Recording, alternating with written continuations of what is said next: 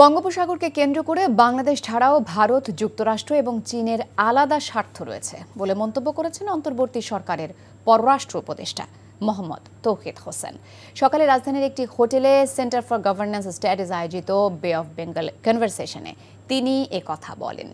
তৌহিদ হোসেন আরও বলেন, রোহিঙ্গা ইস্যু সমাধানে প্রতিবেশীদের কাছ থেকে আশানুরূপ সমর্থন পায়নি বাংলাদেশ।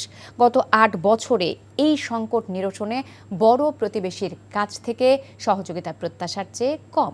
তিনি বলেন, প্রতিবেশীদের স্বার্থ আছে বলেই বাংলাদেশের পাশে এসে সমস্যার সমাধান তারা করেননি।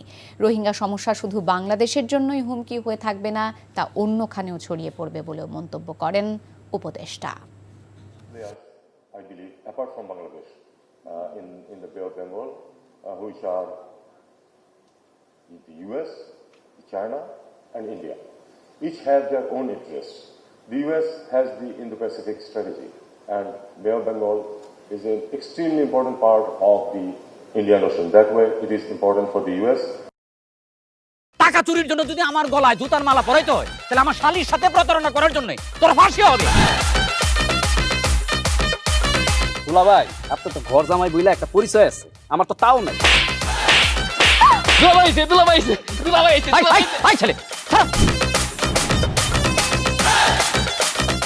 রাজনৈতিক ফ্যামিলির মেয়ে হয়ে ওই কাজ করবে। যারে পাবো আরে পিটাবো, রক্তের নেশায় ধরছে, রক্তের নেশায়, কাঁচা রক্তের নেশায় ধরছে।